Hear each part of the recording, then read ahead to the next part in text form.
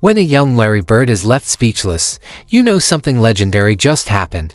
Some players earn your respect, a few earn your fear. But Michael Jordan, he got both every single night he laced up. From the moment he stepped onto the hardwood, there was an edge to him, a look in his eyes that said, I already know how this ends, and there's nothing you can do about it. This story isn't about box scores or championship rings. It's about the way his presence changed everything. Ask the best to ever play. They don't just praise Jordan. They talk about how he rewrote the game. He didn't just inspire admiration. He caused disruption.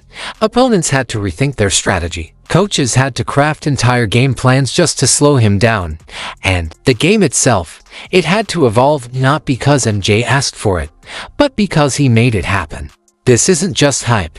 It's the raw truth, straight from the legends who lived it. In this video, we're stepping aside and letting them talk, the ones who faced Jordan head-on, who tried to slow him down, and who all came away saying the same thing. Michael Jordan was on another level, and if you thought Larry Bird's first reaction said it all, just wait. What he says later will leave no doubt. Some games stick with you, but some players make you forget you were even watching a game.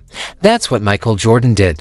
For Shaquille O'Neal, just standing across from MJ wasn't a normal matchup. It felt like something more, something bigger. Shaq didn't enter the NBA quietly. He crashed in like a wrecking ball, a freakish mix of size, strength, and speed, the kind of force you just couldn't slow down. He was too massive to move, too powerful to push around, and too confident to ever back down.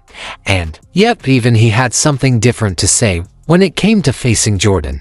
Shaq bullied double teams, shattered backboards, and locked eyes with anyone brave enough to challenge him. He was a force of nature, pure power, unleashed. But when Michael Jordan stepped on the court, even the Diesel had to pause, because no amount of strength could prepare you for what Jordan brought. It wasn't just skill or swagger, it was something else. That quiet, creeping feeling that no matter what you did, you were already too late. It wasn't like facing a great player. It was like facing something inevitable. Years later, when Shaq was asked what it really felt like to go up against MJ at his peak, he didn't give a breakdown of plays. He didn't toss out tired cliches. What he did say became one of the most unforgettable quotes ever spoken about Michael. Like seeing God. Is Shaq on the Michael Jordan effect. When Shaquille O'Neal says it was like seeing God, he's not being dramatic, he's being honest. This isn't just a quote. It's a glimpse into how Michael Jordan made even the most dominant players of all time feel small. Shaq, a four-time NBA champion and three-time Finals MVP, wasn't easily impressed. He physically overpowered Hall of Famers. But when it came to MJ, words failed. Jordan didn't need to trash talk. His game spoke volumes. He didn't demand respect, he commanded it. Just his presence shifted the entire atmosphere in the arena. Fans felt it, coaches felt it, and players, even the great ones like Shaq, knew instantly who owned the moment. Shaq's comparison to a divine experience wasn't about stats. It was about the aura of the silent, chilling certainty that when Jordan was locked in, you were witnessing something beyond basketball, something untouchable. They were on another level, untouchable. That's what true greatness looks like. Not just dominating the game, but forcing even the fiercest competitors to pause, stare across the court, and realize they were up against something unreal. Anyone in NBA history built a career on grit and grind. It was Dennis Rodman. The man was a rebounding machine, a defensive wall, and as physical as they come. It didn't matter if you were a scoring champ or a league MVP. If you entered Rodman's zone, you were in for a battle. He was pure disruption with a purpose, the kind of defender who could throw you off just by being nearby. But even the wildest storm meets a force it can't shake. And for Rodman, that force was Michael Jordan. In a rare moment of honesty, without the usual theatrics or swagger, Rodman was asked what it was really like trying to guard MJ. And instead of firing back with trash talk, he paused and told the truth. It was cool. You're one of the few guys that can say that, by the way. It was actually cool, man, because it gave us the opportunity to work harder, because we knew these guys was coming. And once we start playing them, and once we got in the playoff with these guys, but it's like. This is the same guy who locked horns with Karl Malone, battled Shaq in the paint, and mentally unraveled some of the game's greatest scorers. But when it came to Jordan, it hit differently. It wasn't fear. It was inevitability. Rodman didn't dress it up. He admitted that you could show up with your best, your toughest defense, your sharpest focus, your most physical play, and it still wouldn't be enough. Jordan would find his rhythm anyway. That deadly mid-range pull-up, the smooth fade away, The deceptively quick first step that didn't look dangerous until you were already beat. Because guarding Michael Jordan wasn't about stopping him, it was about surviving the storm. With Jordan, it wasn't about stopping him, it was about surviving him. And if Dennis Rodman, the ultimate defensive warrior, says it was a challenge just to keep MJ under 30 points, that's not just a compliment, it's a reality check. Jordan was going to score. That was a given. The only thing defenders could control was how long they could delay the inevitable takeover.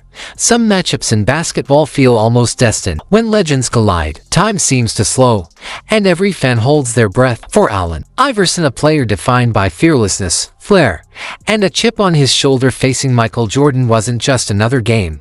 It was the moment he'd visualized since childhood. He wasn't just showing up, he was showing out. And when that moment finally arrived, with Jordan standing across from him, Iverson didn't hesitate. Not wasn't arrogance, it was authenticity. Iverson wasn't trying to show up Michael Jordan. He was trying to show that he belonged. Every hour spent grinding on the blacktop, every tough game in college, every ounce of belief he had in himself, it all funneled into that one iconic moment, the crossover that echoed across the basketball world. But what makes Iverson's story so compelling isn't just what he did, it's how he thought. There was no fear, just raw, unshakable belief. The kind of belief that comes when you're young, hungry, and still unaware that you're supposed to be intimidated. He didn't see a legend in front of him. He saw a matchup, and in that blink of a moment, even if only briefly, he reminded the world that greatness can be tested, that the new wave doesn't ask for permission, it simply arrives. They take the shot, but only a few can make it matter. Chris Webber played the game with both power and precision. He understood the X's and O's, what made systems click, and what separated good players from great ones. But even with all that knowledge, Michael Jordan was still something he couldn't fully explain. Because with MJ, it wasn't just about scoring or making big shots. It was the little things, the precise footwork, the perfect timing, the common chaos, the details most players only work on when no one's watching. Jordan executed them on the biggest stages, in the middle of wars against the league's best. Webber didn't need to hype him. He witnessed it up close. And when he talks about those moments now, there's a certain pause in his voice, a weight that says, you had to be there. Jordan. Like the drills that you do every day just to become a better player, and you do them hard. Like, he was playing that way in the game. He was denying, seeing the man in the ball, turning, talking on defense, elbowing guys as they came through the paint. Like, we saw his greatness, and he shut anyone that he was checking down. It was not a game. That's what people often overlook. Jordan didn't just drop 30 points a night. He defended like every possession was a battle for his legacy. He jumped passing lanes, barked out switches, threw elbows at cutters, not out of malice, but as a reminder, this is my court. There were no breaks, no plays off. Every second he spent on the floor, he played like it meant something. Chris Webber played alongside killers. He saw greatness up close. But Jordan took the basics, the footwork, the spacing, the timing, and pushed them with such relentless intensity. It made everyone else on the floor look like they were just going through the motions. So when Webber says, we saw his greatness, he's not speaking out of admiration. He's speaking from experience. Because if you ever played against Michael Jordan, even once, you didn't need a highlight reel to understand. You felt it. And when Magic Johnson speaks about the game, you hear that same energy, that same respect. It's like Magic's still running the fast break in his head, eyes scanning, that signature smile ready to break out at any moment. He's played with legends, gone toe-to-toe with the best, and seen every kind of superstar the game has to offer. But when the topic turns to Michael Jordan, something shifts. There's a weight in Magic's voice, a pause, a gravity. Because Jordan didn't just play basketball. He redefined what greatness was supposed to look like. He raised the standard. He didn't aim to be the best of his time, he aimed to be the best ever. And when Magic speaks on it, he doesn't need to dress it up.